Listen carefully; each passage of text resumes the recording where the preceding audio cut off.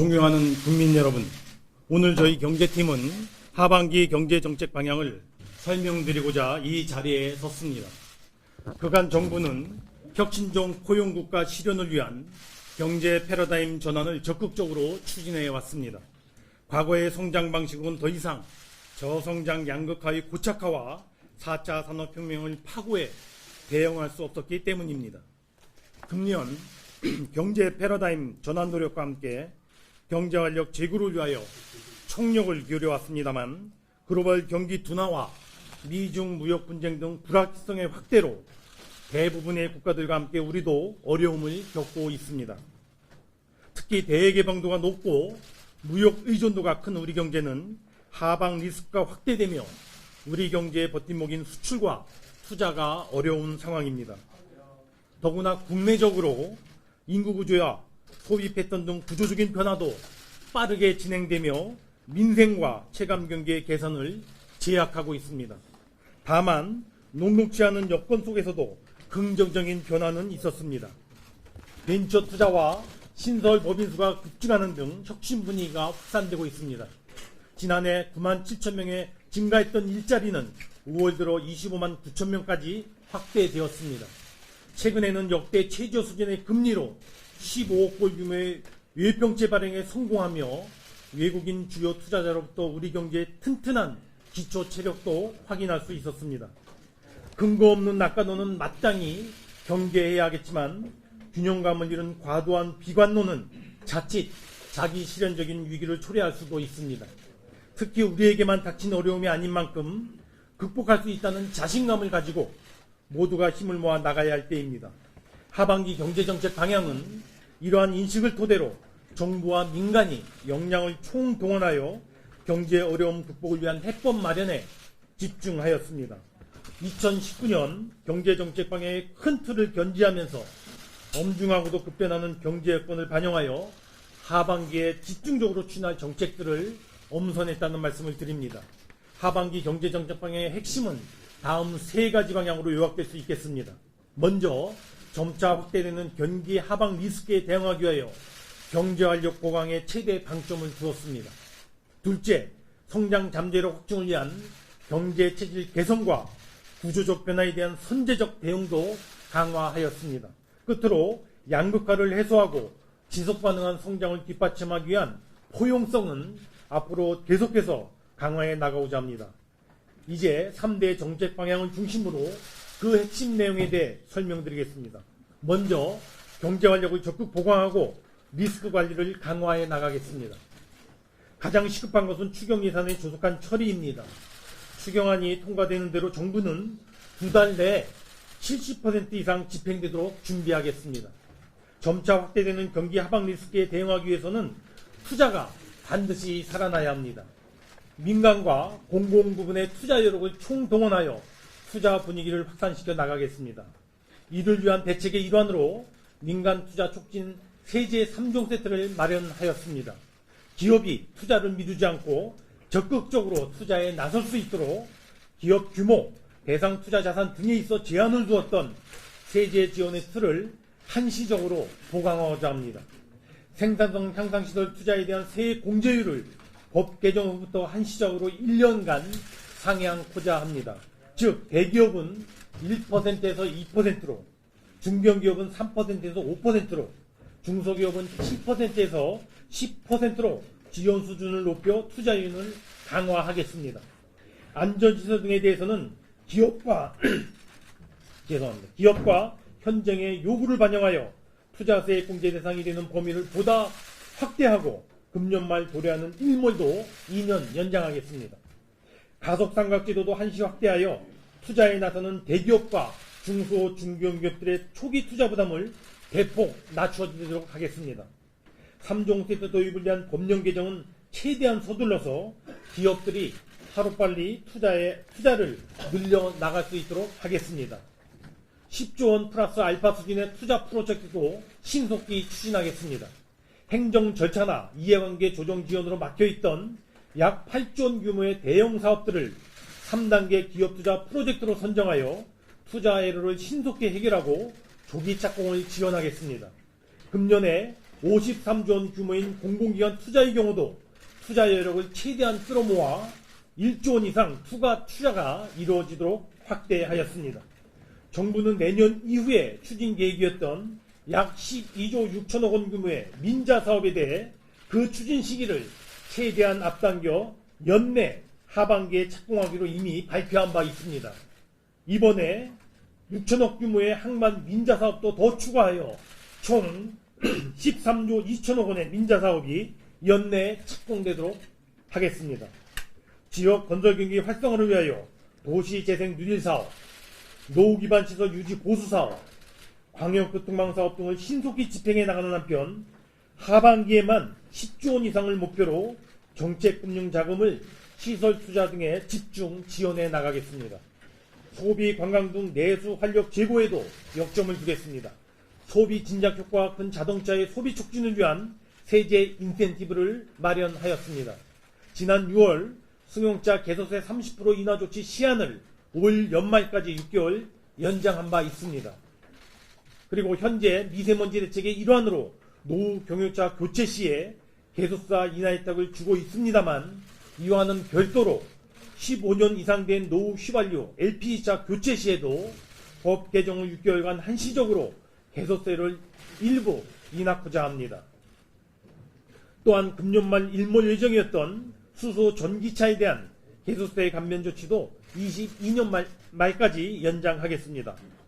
소비 촉진과 에너지 효율 향상을 위하여 고효율 가전기기 구매 시에 구매 금액의 10%를 환급받을 수 있도록 지원하고 면세점 구매 한도를 3,000불에서 5,000불로 상향하는 등 해외 소비의 국내 소비 전환 노력도 강화해 나가겠습니다. 지역 소비 진작을 위한 관광 활성화에도 집중하겠습니다. 특히 최근 외국인 관광객의 회복세가 견고해질 수 있도록 다양한 노력을 기울여 나가겠습니다. K-팝을 활용한 대규모 행사를 개최하고 공연 티켓 소지자에 대한 비자 간소화도 최대한 강구하겠습니다. 아울러 사후 면세점의 즉시 환급 한도도 가액 한도를 현재 30만원에서 50만원으로 총 거래 가액 한도를 100만원에서 200만원으로 확대하는 등 외국 관광객 유치 노력을 더 기울여 나가겠습니다.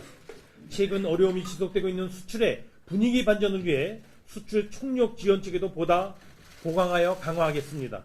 수출 시장과 품목을 다변화하기 위한 종합대책과 함께 분야별 수출 대책도 마련해 나가겠습니다. 정책금융을 7조 5천 원 추가 확대하여 최근에 높은 성장세를 보이고 있는 신수출 동력 분야들을 중점 지원하고 관세 환급의 확대와 수출입 화물 선별검사 비용을 지원하여 수출입 중소기업의 부담을 낮춰드리겠습니다. 경제 활력이 살아나기 위해서는 지역경제 활성화가 뒷받침되어야 합니다. 8조 원 규모의 지역개발 투자 플랫폼을 신설하여 지역개발 사업에 집중 투자하고 지역 중소벤처기업에 집중 투자하는 지방펀드를 1,000억 원 추가 조성하는 등 금융, 보조금, 세제 등 전방위적 지원을 통하여 지방 투자도 촉진해 나가도록 하겠습니다. 하반기에는 경제활력 보강이 최우선 목표이지만 대내외 리스크 관리에도 소홀히 할 수 없습니다. 부동산, 가계부채, 통상마찰 등에 대해서는 철저히 모니터링하고 적극 대응해 나가겠습니다. 특히 기간산업이 경제 외적인 문제에 영향을 받지 않도록 100대 핵심 소재 부품 장비에 대한 기술 개발에 대한 집중 투자 등 국산화를 강력히 추진해 나가겠습니다. 두 번째, 경제 체질을 개선하고 미래 요인에 대한 선제적인 대응을 강화하겠습니다. 혁신성장은 성장 잠재력 확충을 위한 핵심 전략입니다. 혁신성장의 확산을 보다 정교하게 뒷받침하기 위하여 혁신성장 2.0 추진 전략을 신속히 마련하여 조만간 발표하고 그 과제들을 속도감 있게 추진해 나가겠습니다. 특히 혁신성과 창출과 확산에 정책 역량을 집중하겠습니다. 3+1 플랫폼 전략 투자를 차질 없이 추진하는 한편 신산업 확산을 위한 8대 선도 사업을 12대 선도 사업으로 확대 개편하여 진전과 성과가 나타날 수 있도록 적극 지원해 나가겠습니다. 새로운 도전과 기업 활동의 걸림돌을 제거하기 위하여 규제 샌드박스 사례 100건 이상을 조기에 창출되도록 하고 특히 규제 샌드박스로 승인된 기업이 사업화로 연결되도록 집중적으로 지원해 나가도록 하겠습니다. 경제 전반에 대한 제2의 벤처 붐을 확산하기 위하여 초기 창업에 대한 혁신 창업 펀드를 지원하는 등 벤처 창업 생태계 조성에 집중해 왔습니다. 하반기에도 제2의 벤처붐이 더욱 본격화될 수 있도록 약 3조 2천억 원 규모의 펀드를 추가 조성하고 내국법인의 벤처기업 주식 취득에 대한 세액공제 일몰도 연장하겠습니다. 산업혁신의 양날개인 제조업과 서비스 산업에 대한 큰 그림과 전략도 하반기에 착실히 추진해 나가겠습니다. 업종별 제조업 혁신 대책을 시리즈로 마련하고 중소 중견기업의 운영자금 지원을 위한 2조 5천억 규모의 특별 프로그램을 신설 운영하겠습니다. 서비스 산업 혁신을 위해 지난달 발표했던 소위 4+1 추진 전략을 본격적으로 추진하고 영화, 만화, 캐릭터 등 콘텐츠 분야별 발전 방안도 마련해 시행해 나가겠습니다. 당면 현실이 된 미래 대비 주요 어젠다에 대해서는 사회적 의제화를 본격 추진하겠습니다. 정부는 지난 4월 이후에 인구정책 TF를 가동하여 인구구조 변화에 대응한 핵심 과제들을 적극적으로 논의해 왔습니다. 논의된 단기 과제들은 중점 추진해 나가는 가운데 중장기적 과제에 대해서도 지속적으로 검토해 나가면서 아울러 삶의 질, 생산성 향상 등 우리 경제사회의 핵심 이슈에 대한 중기적, 중장기적 분야별 심층적인 전략도 함께 마련해 나가도록 하겠습니다. 마지막으로 포용성을 더욱 강화해 나가겠습니다. 2019년 경제정책 방향을 통해 제시했던 핵심 포용성 과제들은 더욱더 속도내서 추진해 나가겠습니다. 노인 일자리의 확대, 핵심 생계비의 경감 등으로 취약계층과 서민의 소득 기반을 지속적으로 확충해 나가고 실업급여, EITC, 기초생활보장제도 등 사회 안전망을 더욱 두텁고 촘촘하게 만들어 나가겠습니다. 소상공인과 영세 자영업자의 어려움을 덜어주기 위하여 호응도가 높은 지역사랑 상품권의 발행 규모를 2조 3천억까지 추가 확대하고 특히 가상금리 없이 1%대의 기준금리만 부과되는 초저금리 대출 규모도 2조 3천억 원까지 확대 운영하겠습니다. 그간 포용성 강화의 디딤돌인 공정경제 확립을 위해서도 지속적으로 노력해 왔습니다. 연내에 상생협력학사 및 거래관행 개선 대책을 마련하여 공정경제 기반을 더욱더 단단히 해 나가도록 하겠습니다. 또한 청년 희망사들이 프로젝트와 금융 포용성 강화 과제들은 하반기에 추가적으로 집중 추진해 나가겠습니다. 곧 청년 희망사들이 강화 방안을 마련하여 열악한 주거, 교육비 부담, 취업난 등 청년들이 토로하는 어려움 등을 적극적으로 해소해 나가도록 노력하겠습니다. 아울러 취약계층의 금융에 대한 접근성을 대폭 높이고 서민의 자산 형성 지원을 보다 강화할 수 있도록 금융 포용성 강화 종합대책도 마련하여 발표하겠습니다. 곧 내년도 최저임금이 결정되고 주 52시간 근무제는 내년 1월부터 300인 미만 기업에게도 확대 시행됩니다.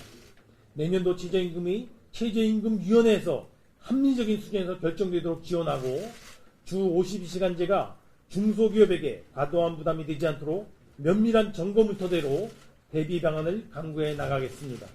하반기 경제정책방에서 제시된 과제들 중 특별히 중점 관리가 필요한 과제들에 대해서는 10대 과제로 선정하여 집중적으로 집행 상황을 점검해 나가도록 하겠습니다. 정부는 발표한 정책 과제의 추진 상황이 밀착 모니터링하면서 최대한 성과가 창출해 나가도록 진력해 나가겠습니다. 존경하는 국민 여러분, 지금은 우리 경제의 펀더멘탈에 대한 확신을 갖고 경제활력적에 우리 모두가 힘을 모아야 할 때입니다. 여전히 불확실성이 큰 상황이지만 글로벌 성장의 모멘텀이 개선되고 성장사가 회복되는 타이밍이 올 것입니다. 정부는 글로벌 경제에 없던 기회가 도래할 때 우리 경제가 빠르게 그리고 힘있게 반등할 수 있도록 확실한 개선 모멘텀을 만들어 나가는데 진력을 다하겠습니다. 우리 경제가 상반기보다는 하반기, 올해보다는 내년에 더 나아지는 모습을 보여드려 국민들 한 분 한 분이 그 성과를 체감할 수 있도록 최선의 노력을 다해 나가겠습니다. 국민 여러분들께서도 생산과 소비의 주체로서 경제활동에 적극 나서 주실 것을 간곡히 당부 말씀드립니다.